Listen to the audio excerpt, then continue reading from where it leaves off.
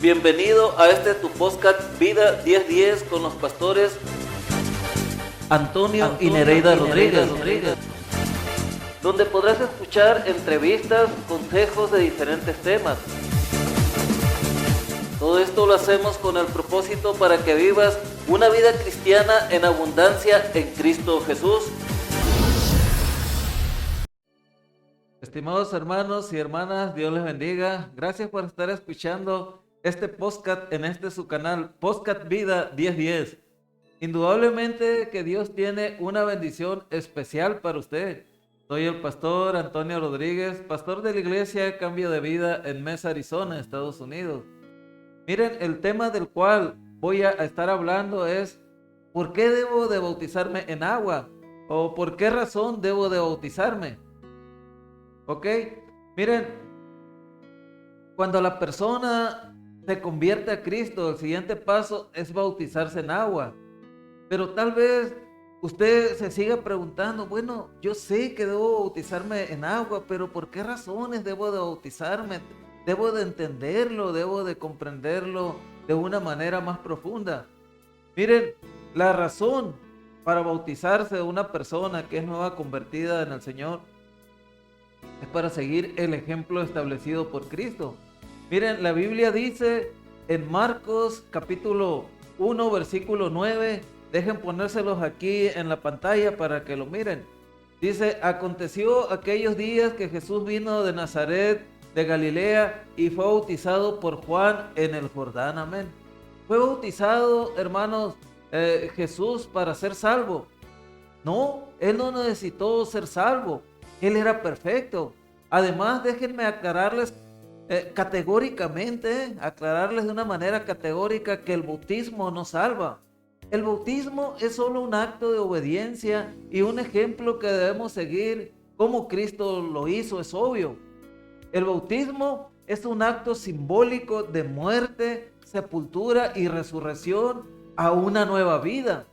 La Biblia dice en Romanos capítulo 6, hermanos, capítulo 6, versículo 1 al 4, dejen ponérselos aquí en la computadora, en la pantalla, o sea, yo lo estoy moviendo aquí a la computadora, por eso es que me hago bolas aquí a veces.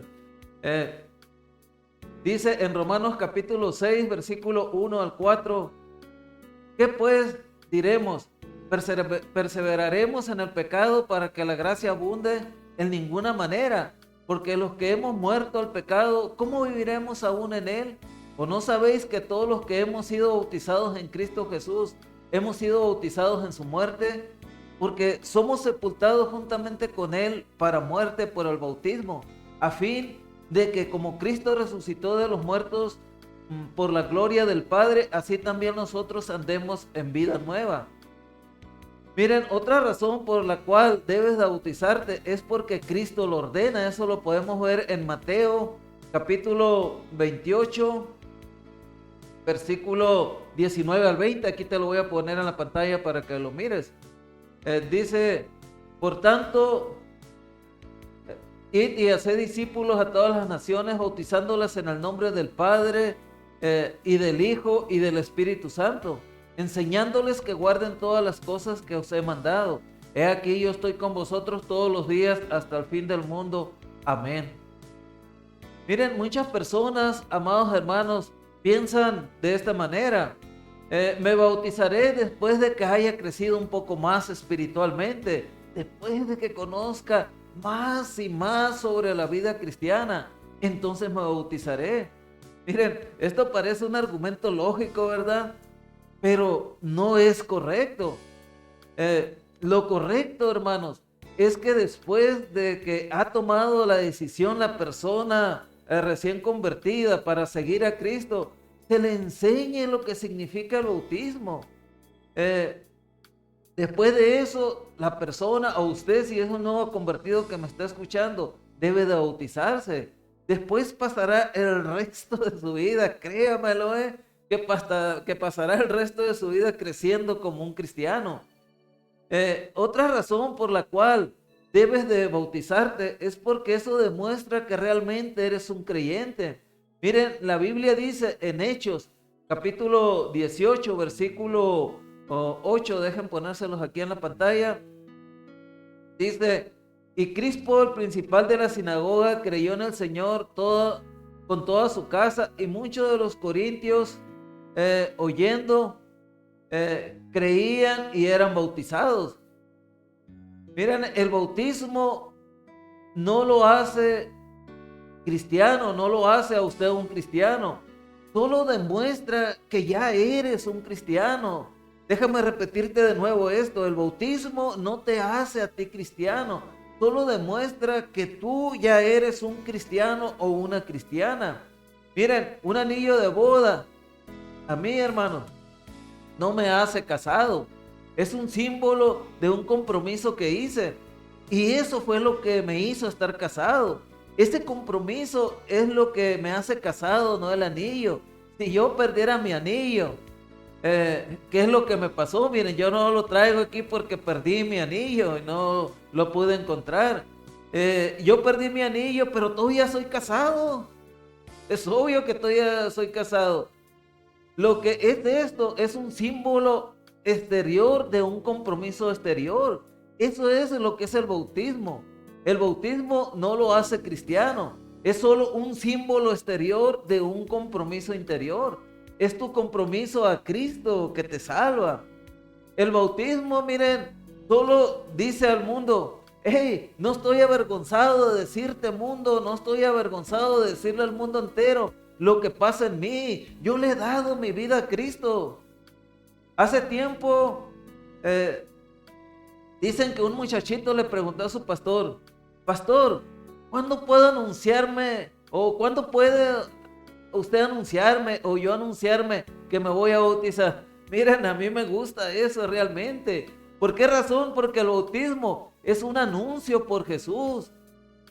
Está diciendo uno, no me avergüenzo de Jesucristo, no me avergüenzo de ser cristiano, no me avergüenzo de decir ahora que Jesús es el Señor y Salvador de mi vida. La Biblia dice, hermanos, en Marcos capítulo 8, versículo 38, dice de esta manera, porque el que se avergonzare de mí y de mis palabras en esta generación adúltera y pecadora, el Hijo del Hombre se avergonzará también de él cuando venga en la gloria de su Padre con los santos ángeles. También la Biblia dice en Primera de Juan, hermanos, vean lo que dice en Primera de Juan capítulo 2 versículo 3 al 5. Dice de esta manera, y en esto sabemos que nosotros le conocemos y guardamos sus mandamientos. El que dice yo le conozco y no guarda sus mandamientos, el tal es mentiroso y la verdad no está en él. Pero el que guarda su palabra, en este verdaderamente el amor de Dios se ha perfeccionado. Por esto sabemos que estamos con él. ¿Cómo demuestra usted que es cristiano? ¿Cómo demuestras tú que eres cristiano? Porque tú obedeces los mandamientos de Jesús, de Dios. Uno de sus primeros mandamientos es ser bautizado. El bautismo hace dos cosas. Número uno, ilustra la sepultura y resurrección de Cristo. Eso lo podemos mirar en Romanos capítulo 6, versículo 1 al 4, que acabamos de leer esa cita bíblica. Pero la voy a volver a leer para que vean lo que dice ahí. Dice, ¿qué pues diremos? ¿Perseveraremos en el pecado para que la gracia abunde? En ninguna manera. Porque los que hemos muerto al pecado, ¿cómo viviremos aún en él? ¿O no sabéis que todos los que hemos sido bautizados en Cristo Jesús, hemos sido bautizados en su muerte?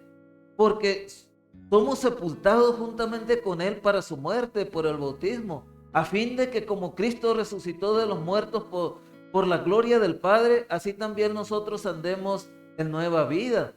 La Biblia, hermanos, dice mediante el bautismo que usted fue sepultado con Cristo y en el bautismo resucitó también con Cristo, sumergiendo a toda la persona bajo el agua, o sea, completamente. Ese símbolo de un entierro y resurrección. Así como Jesucristo fue muerto y sepultado en la tierra durante 3 días y entonces resucitó. Segunda cosa que hace el bautismo en agua, ilustra mi nueva vida como cristiano. Por supuesto que ilustra nuestra nueva vida como cristianos. La Biblia dice, hermanos, en 2 capítulo 5, versículo 17, dice de esta manera: de modo que si alguno está en Cristo, nueva criatura es. Las cosas viejas pasaron. He aquí, todas son hechas nuevas. Cuando alguien se vuelve un cristiano, él es una nueva persona interiormente. La vieja vida ha fallecido y una nueva vida ha empezado.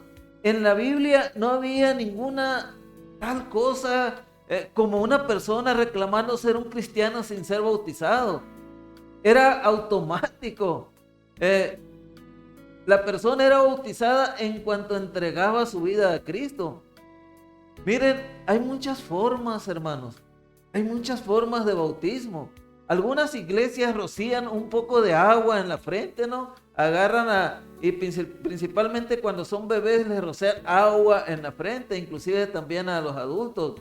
Algunos les zambullen en un poco de agua nada más. Otras iglesias sumergen a la persona completamente debajo del agua, que es la manera que nosotros como iglesia lo hacemos. Tal vez te estés preguntando, bueno, ¿por qué debo de bautizarme por inmersión? No puedo nada más rociarme agua en la cabeza. Mira, debes de bautizarte por inmersión por varias razones. La primera, porque Jesús fue bautizado de esa manera. Y nosotros como cristianos, como hijos de Dios, por supuesto que queremos hacerlo de la manera que Jesús lo hizo, que ellos lo hicieron en la Biblia, como todas las personas lo hicieron en la Biblia. La Biblia dice en la primera parte de Mateo, capítulo 16, dice de esta manera: y Jesús, después que fue bautizado, subió luego del agua. Hasta aquí vamos a enfocarnos en lo que dice el versículo bíblico. Miren, Jesús bajó al río Jordán. Juan el Bautista fue quien lo bautizó en el río Jordán. Jesús puso el ejemplo, él puso el ejemplo. Otra razón por la cual debemos bautizarnos por inmersión es porque cada bautismo en la Biblia fue por inmersión. Por ejemplo, dice la Biblia en Hechos capítulo 8, versículo 36 al 39. Dice de esta manera: y yendo por el camino llegaron a cierta agua, y dijo el eunuco: aquí hay agua, ¿qué impide que yo sea bautizado? Felipe le dijo: si crees de todo corazón, bien puedes. Y respondiendo dijo: creo que Jesucristo es el Hijo de Dios. Amén. Y mandó parar el carro y descendieron ambos al agua, Felipe y el eunuco, y le bautizó. Cuando subieron del agua, el Espíritu del Señor arrebató a Felipe, y el eunuco no le vio más y siguió gozoso su camino. Gloria a Dios por ello, amén. Miren, otra razón por la cual nosotros debemos de bautizarnos por inmersión es porque la palabra bautizar literalmente significa sumergir bajo el agua. La palabra griega batisma significa sumergir bajo el agua. Otra razón por la cual debemos bautizarnos por inmersión es porque simboliza un entierro y resurrección. Los fundadores, hermanos, o mejor dicho, la mayoría de los fundadores de las denominaciones están de acuerdo sobre esto. Tal vez tú te preguntes, ¿quién debe de bautizarse? La respuesta es cada persona que ha creído en Cristo. Toda persona que ha creído en Cristo debe de bautizarse. La Biblia dice en el libro de Hechos, capítulo 12, capítulo 8, versículo 12 al 13, dice de esta manera: pero cuando creyeron a Felipe, que anunciaba el evangelio del reino de Dios y el nombre de Jesucristo, se bautizaban hombres y mujeres También creyó Simón mismo, y habiéndose bautizado estaba siempre con Felipe, viendo las señales y milagros que se hacían, estaba atónito. Amén. Debo aclarar, hermanos, que nosotros como iglesia no bautizamos niños. Sí, nosotros como iglesia no bautizamos niños. Nosotros esperamos hasta que nuestros niños tienen la suficiente edad para creer, y entonces para creer y entender, por supuesto, el verdadero significado del bautismo antes de que los bauticemos.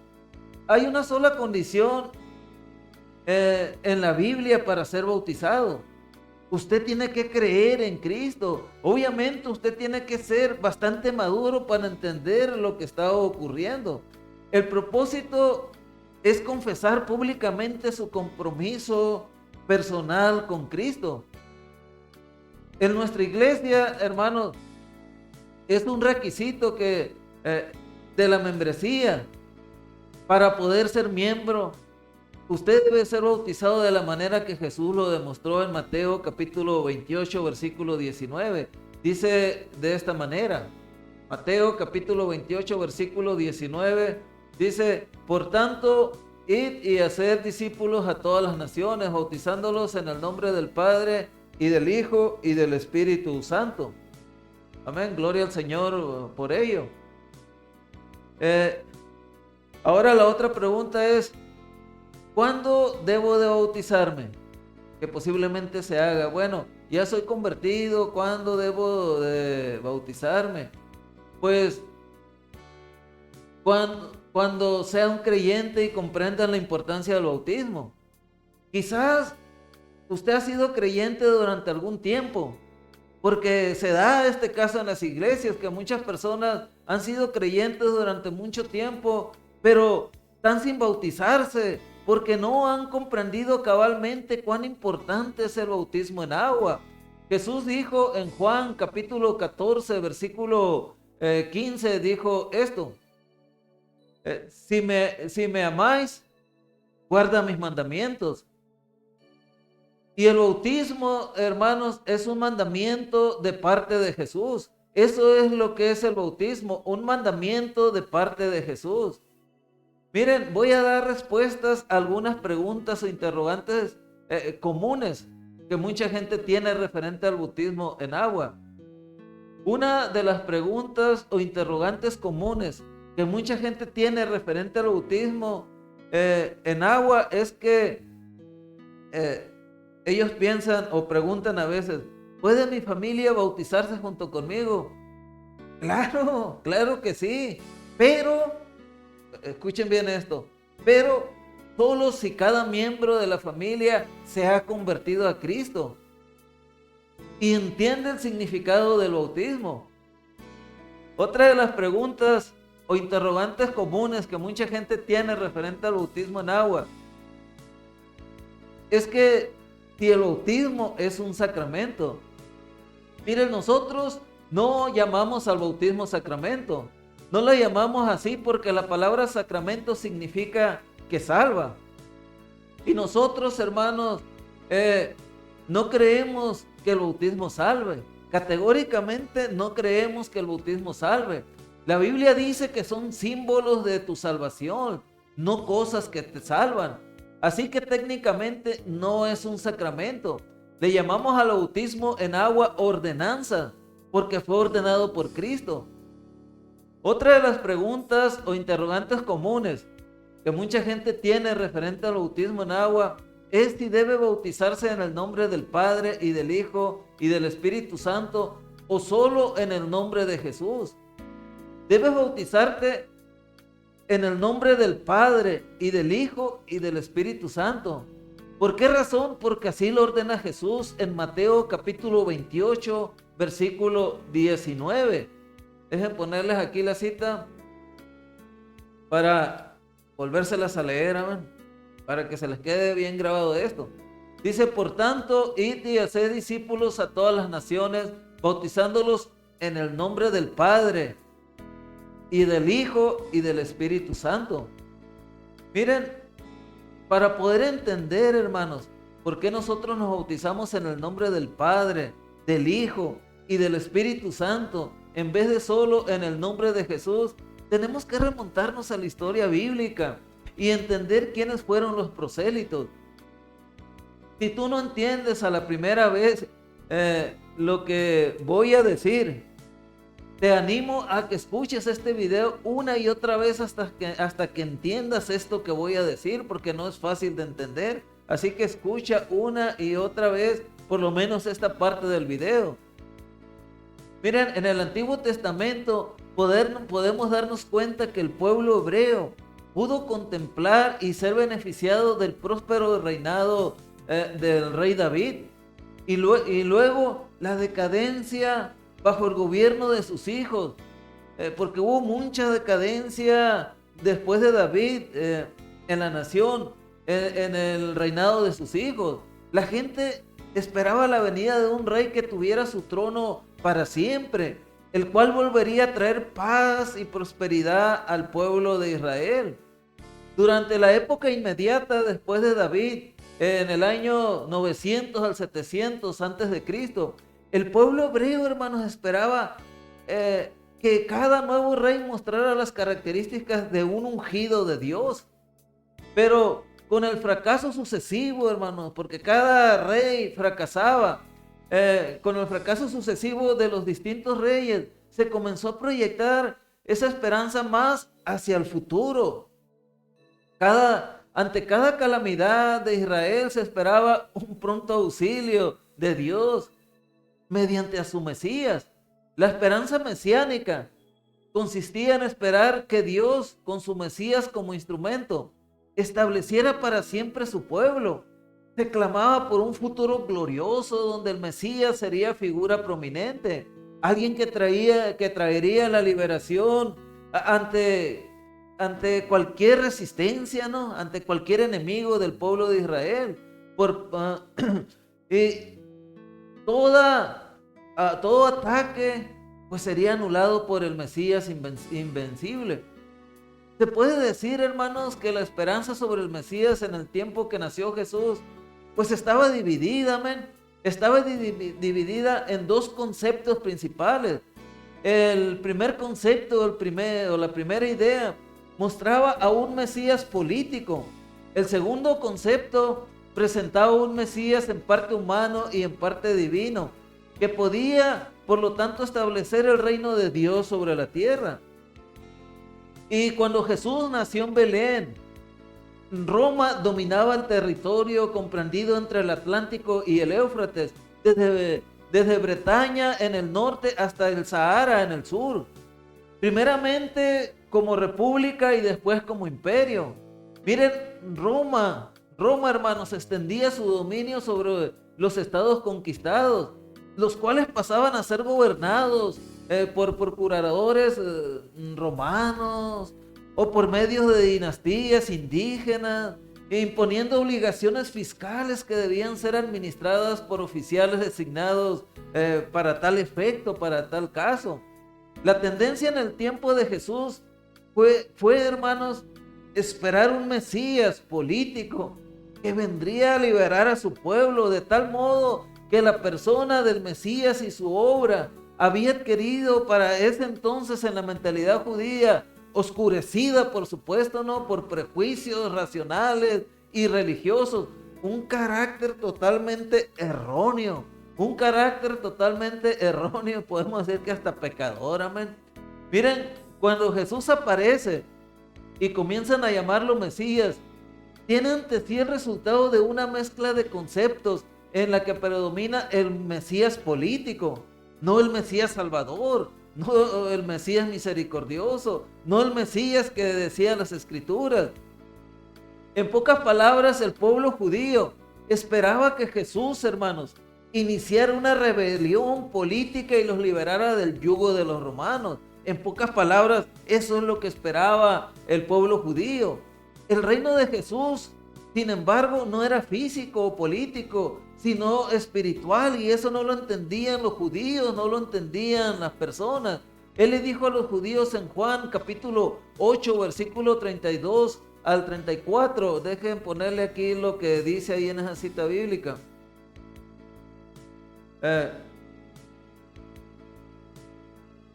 Dice,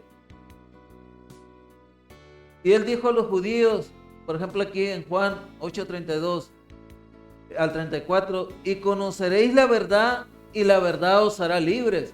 Le respondieron, linaje de Abraham somos y jamás hemos sido esclavos de nadie. ¿Cómo dices tú seréis libres? Jesús le respondió, de cierto os digo que todo aquel que hace pecado, esclavo es del pecado. Miren, hermanos y personas que nos están escuchando, los judíos nunca entendieron que Jesús venía a libertarlos del pecado, que venía a libertarlos del autoengaño, amén, y del engaño de Satanás. Él les mostraba claramente el camino a la vida eterna con Dios, pero ellos no querían eso. Ellos simplemente querían ser liberados del yugo del imperio romano y continuar con su estilo de vida religioso, pero también pecaminoso. En la comisión dada por Cristo antes de su ascensión, con instrucciones a los discípulos, sobre ir por todo el mundo con su mensaje, hizo referencia concreta al bautismo en Mateo 28:19. Dejen ponérselo aquí otra vez, es la misma cita, pero pues quiero que la lean hasta que se la graben, amén. Por tanto, id y haced discípulos a todas las naciones, bautizándolos en el nombre del Padre, del Hijo y del Espíritu Santo. Miren, hermanos, ese significativo, que el nombre sea uno, pero que dentro de los límites de ese único nombre haya tres personas claramente diferenciadas. Hay tres personas claramente diferenciadas, aunque el nombre sea uno. La Trinidad como triunidad no podía expresarse de un modo más claro ahí en este versículo bíblico. Ahora, ¿qué pasa con el bautismo del libro de los Hechos? Pareciera ser que hay un conflicto, que hay una contradicción entre estos pasajes. Pareciera ser que los discípulos están contradiciendo a Jesús, ya que un pasaje dicho por Jesucristo mismo, en Mateo 28:19, que es el que les acabo de poner, y aquí está de nuevo, dice, por tanto, id y haced discípulos a todas las naciones, bautizándolos en el nombre del Padre, del Hijo y del Espíritu Santo. Y el libro de los Hechos dice referente al bautismo en Hechos 8:38, dice así de esta manera. Dice, Pedro les dijo, arrepentíos y bautícense cada uno de vosotros en el nombre de Jesucristo para perdón de los pecados y recibiréis el don del Espíritu Santo. Y también dice la Biblia referente al bautismo también en Hechos capítulo 8 versículo 12, pero cuando creyeron a Felipe que anunciaba el evangelio del reino de Dios y el nombre de Jesucristo, se bautizaban hombres y mujeres. También la Biblia dice en Hechos capítulo 10 versículo 46 dice, porque de 46 al 48, porque los oían que hablaban en lenguas y que magnificaban a Dios. Entonces respondió Pedro, ¿puede acaso algunos impedir el agua para que no sean bautizados estos que han recibido el Espíritu Santo también como nosotros? Y mandó bautizarles en el nombre del Señor Jesús. Entonces le rogaron que se quedase por algunos días. También la Biblia dice, hermanos, en Hechos capítulo 19 versículo 5, referente al mismo bautismo en el nombre de Jesús, dice, cuando oyeron estos, fueron bautizados en el nombre de nuestro Señor Jesucristo. En el nombre de nuestro Señor, perdón. Miren, hermanos, no hay ningún conflicto entre estos pasajes y que acabo de leer y donde manda Jesús que se bauticen en el nombre del Padre, del Hijo y del Espíritu Santo. O no hay ningún conflicto entre Jesús y sus apóstoles en cuanto a la manera de cómo se debe bautizar a la persona.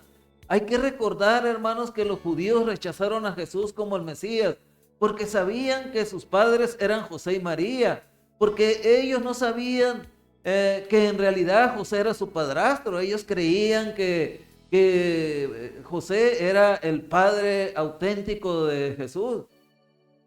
Y cuando Jesús confesó que era el Mesías, pues por eso lo mataron, hermano, porque él confesó que era el Mesías. ¿Cómo puede ser posible que el hijo del carpintero, el hijo de María, al que nosotros conocemos, al que todo el tiempo ha vivido aquí con nosotros, se esté proclamando el Mesías? Y aunado, claro, muchas cosas más donde Jesús evidenció la hipocresía de los fariseos, de la gente religiosa en aquel entonces, pues se llevó a cabo la profecía de que Jesús pues tenía que morir y resucitar al tercer día por los pecados del mundo. Pero después de que Jesús, hermanos, resucitó, y antes de ascender a los cielos, Él dio este mandamiento referente al bautismo en Mateo 28, 19. Se los voy a volver a poner, amén. Mateo 28, 19. Dice: por tanto, id y haced discípulos a todas las naciones, bautizándolos en el nombre del Padre, del Hijo y del Espíritu Santo. Miren, hermanos, la gran mayoría de las naciones no sabían lo que es completamente nada de quién era el Padre, quién era el Hijo, ni quién era el Espíritu Santo. Como por ejemplo la gente de Estados Unidos, o sea, las diferentes tribus de indios. Antes de la llegada de los ingleses a estas tierras, hermanos, las tribus oriundas de aquí nada sabían referente al Dios de Israel. ¿Qué iban a saber referente al Dios de Israel? No sabían completamente nada. Ellos eran idólatras. Ellos adoraban deidades paganas. Y muchas tribus, hermanos, les ofrecían a sus dioses sacrificios humanos. Así que cuando los colonos evangelizaron a los judíos, tuvieron que enseñarles sobre el Padre, sobre el Hijo y el Espíritu Santo, y bautizarse en el bautismo que es para las naciones no judías que Jesús manda. Es lo que mucha gente no entiende, que el bautismo que Jesús manda es para las naciones no judías. Y nosotros, fuera de Israel, cualquier nación, nosotros, por ejemplo, seas tú estadounidense, seas tú mexicano, guatemalteco, salvadoreño, seas español o seas de cualquier nacionalidad, que no seas de la nación de Israel, eres gentil. Por supuesto que eres de una nación gentil. Entonces Jesús manda en Mateo capítulo 28, versículo 19, este bautismo para las naciones que son gentiles. Por tanto, id y haced discípulos a todas las naciones, bautizándolos en el nombre del Padre, del Hijo y del Espíritu Santo. ¿A dónde? A todas las naciones, amén. Ahora, en el caso de los otros pasajes, que hablan sobre el bautismo que debe de ser solo en el nombre de Jesús. Miren, hermanos, no hay ningún conflicto entre un conflicto con el de Mateo 28, 19, ya que los judíos sí sabían quién era el Padre y también sabían quién era el Espíritu Santo, pero hay que recordar que a Jesús lo mataron porque Él dijo que era el Mesías, el Hijo de Dios. O sea, Jesús dijo: yo soy Dios mismo, en pocas palabras, es lo que dijo. De manera que cada judío que se convertía a Jesús tenía que confesar públicamente a Jesús como Hijo de Dios. Y no era necesario bautizarse en el nombre del Padre ni del Espíritu Santo, porque los judíos nunca rechazaron al Padre, nunca rechazaron al Espíritu Santo, amén, como parte de la Trinidad. A quienes rechazaron fue a Jesús. Tal vez algún unitario, ¿no?, que escucha esta enseñanza por error, argumente: pero ni el centurión, ni Cornelio, ni muchas más personas que el libro de los Hechos registra, que se bautizaron en el nombre de Jesús, eran judíos. Y sí, tienes razón, si tú estás argumentando eso, tienes razón. No eran judíos, pero eran prosélitos. Eran prosélitos, amén. Por lo tanto, tenían el mismo conocimiento que un judío tenía respecto a Dios. Y era por esa razón que también tenían pues que bautizarse solamente en el nombre de Jesús. Perdón. De manera que las personas que no son judíos y que solo se bautizan en el nombre de Jesús, pues están en un bautismo erróneo, fuera de contexto, ya que el bautismo para cualquier nación fuera de Israel debe de ser en el nombre del Padre, del Hijo y del Espíritu Santo. Mira, te voy a explicar la definición de un prosélito, espero, y no te me vayas a dormir, amén. Mira, prosélito en griego, hermano, quiere decir agregado o el que se acerca. Y este término llegó a denominar al convertido de una religión a otra. En la Septuaginta, que la Septuaginta es una traducción de la Biblia hebrea al idioma griego. Se usa en el sentido de forastero o extranjero. Aquel que sin ser judío moraba en Israel y merecía un trato, miren, bondadoso. Podemos ver ejemplos en Levíticos, por ejemplo, capítulo 19, versículo 33. Dejen ponérselos ahí en la pantalla para que lo puedan leer. Dice: cuando el extranjero morare con vosotros en vuestra tierra, no le oprimiréis. Y en Jeremías, también dice la Biblia, en Jeremías 23:3, dice de esta manera: así ha dicho Jehová, haced juicio y justicia y liberar al oprimido de mano del opresor. Y no engañéis ni robéis al extranjero, ni al huérfano, ni a la viuda, ni derraméis sangre inocente en este lugar. Miren, a pesar de sus muchos privilegios, hermanos, inclusive religiosos, el forastero no podía celebrar la Pascua sin ser, es obvio, previamente circuncidado. Eso lo podemos comprobar en Éxodo capítulo 12, versículo 48. Déjenme ponérselo aquí en la pantalla. Dice: mas si algún extranjero morare contigo y quisiere celebrar la Pascua para Jehová, déjale circuncidado todo varón, y entonces la celebrará y será como uno de vuestra nación, pero ningún incircunciso comerá de ella. Esta legislación, hasta cierto punto, representaba los primeros pasos hacia una actitud más abierta con los que no eran israelitas de nacimiento. Israel, hermanos, en el tiempo del cautiverio y de la dispersión, parece que los judíos toleraban a los extranjeros, pero no hacían ningún esfuerzo por incorporarlos al judaísmo. Para fines del siglo IV a.C., la actitud había cambiado, quizás porque en su dispersión los judíos convivieron con pueblos gentiles, desconformes con su propia religión. Algunos extranjeros manifestaban el deseo de saber más de la religión hebrea, la cual les parecía superior. Poco a poco los judíos comenzaron a fraternizar con los interesados y a indicarles cómo seguir las pautas morales y participar en la adoración de Jehová. Miren, el término prosélito comenzó entonces a aplicarse a una persona de otra religión y raza que habían adoptado la moral y la fe de los judíos. No todos los líderes israelitas, quiero aclarar esto, hermanos, no todos los líderes israelitas estaban contentos con la admisión de los gentiles. Algunos se burlaban de los prosélitos que se judaizaban por motivos sentimentales, económicos, políticos o supersticiosos, qué sé yo, ¿no? Antes de la era cristiana había dos clases de prosélitos. Unos eran de la puerta, es decir, los simpatizantes que guardaban la moral hebrea y adoraban a Jehová, pero sin circuncidarse ni adoptar todo el ritual judío. ¿Y por qué digo esto? Porque eso lo podemos mirar, hermanos, en Éxodo capítulo 20, versículo 10. Dice de esta manera: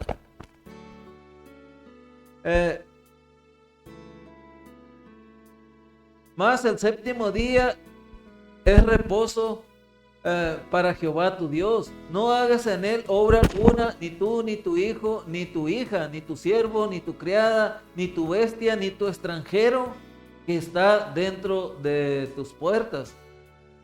Otra clase de prosélitos era los de la justicia. O sea, los que aceptaban todo el yugo de la religión hebrea y se habían sometido, claro, a la circuncisión, la inmersión en agua, o sea, el bautismo en inmersión en agua y luego la presentación de un sacrificio. Miren, teóricamente, hermanos, cuando el prosélito cumplía con estos requisitos, era considerado como un judío de nacimiento, pero en la práctica triunfaba muchas veces el exclusivismo, como en todas partes, de los circuncidados. Por supuesto, el octavo día.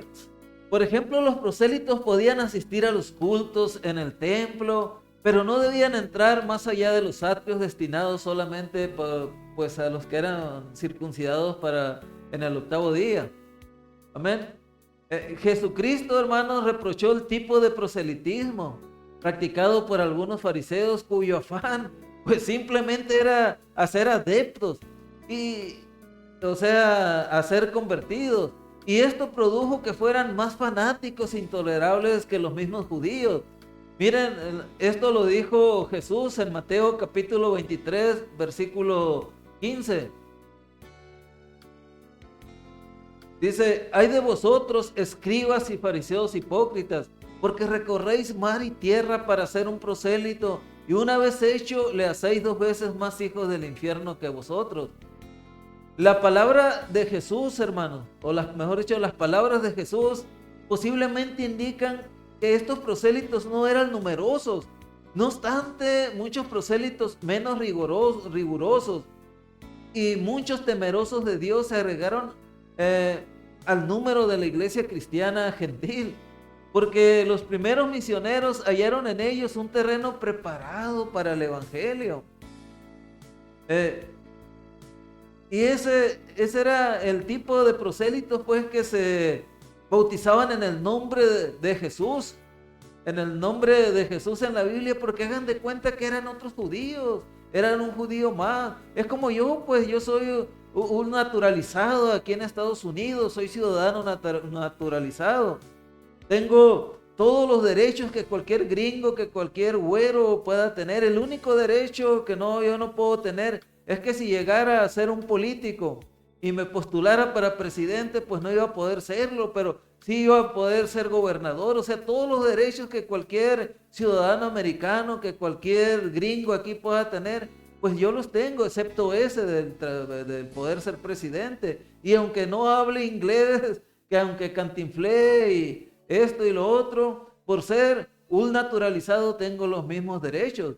Y conozco mucho aquí de la Constitución de Estados Unidos, conozco mucho de las leyes de Estados Unidos. ¿Por qué razón?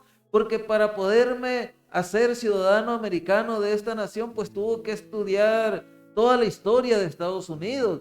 Es lo mismo con los prosélitos. Los prosélitos eran unos israelitas más naturalizados, hagan de cuenta. Por lo tanto, ellos no tenían por qué bautizarse en el nombre del Padre, del Hijo y del Espíritu Santo. Tenían que bautizarse en el nombre de Jesús, porque la nación de Israel, a quien rechazó y a quien rechaza hoy en la actualidad como el Mesías, es a Jesús. Los israelitas creen que Jesús fue un impostor, que simple y sencillamente fue un maestro conocedor, superdotado, o un profeta. Simplemente hasta eso, nomás que hasta eso es, nada más que eso es, pero no que es una persona divina de la Trinidad, no que es Dios mismo, no que es el Mesías. Entonces, amado hermano, es mi deseo y oración a Dios que hayas podido entender por qué razón, hermanos, por qué razón nosotros nos bautizamos en el nombre del Hijo, en el nombre del Padre, en el nombre del Hijo y del Espíritu Santo, en vez de solo en el nombre de Jesús. Mira, Me dio mucho gusto que me hayas permitido entrar a la comodidad de tu hogar o en el lugar donde estés. Me dio mucho gusto que hayas visto esta lección hasta el final, esta enseñanza hasta el final. Y me da mucho gusto también que hayas decidido bautizarte en el nombre del Padre, del Hijo y del Espíritu Santo. Dios te bendiga y te guarde. Si te gustó este video, asegúrate de suscribirte para que veas más videos con contenido similar. Y no se te olvide activar la campanita de notificaciones para que no te pierdas futuros videos. Tu suscripción a este canal Podcast Vida 1010 es una forma de apoyar este ministerio y ayudar a este canal para que siga creciendo y más gente sea bendecida, claro. No te olvides dejar tus comentarios sobre este video de algo que te llamó la atención. O también puedes comentar cómo es que Dios habló a tu vida a través de él, o para aportar algo para que todos podamos ser bendecidos a través de tus comentarios. También te invito a que visites nuestro sitio web www.iglesiacambiodevida.com, donde tenemos un discipulado bíblico donde cada lección tiene incluido su propio examen y el cual puedes utilizar en tu iglesia completamente gratis. También en nuestro sitio web encontrarás predicaciones escritas, las cuales puedes usar para reforzar tu sermón o predicarlas. También en nuestro sitio web podrás escuchar los podcasts y predicaciones en videos más recientes. Y también ahí podrás enviarnos tus peticiones de oraciones para así poder estar orando por ellas. También en nuestro sitio web conocerás qué es lo que creemos como iglesia, cuál es la visión y misión que Dios nos ha dado y cuáles son los requisitos para ser un líder de cualquier ministerio en esta iglesia. Ánimo y adelante. Dios te bendiga y te guarde.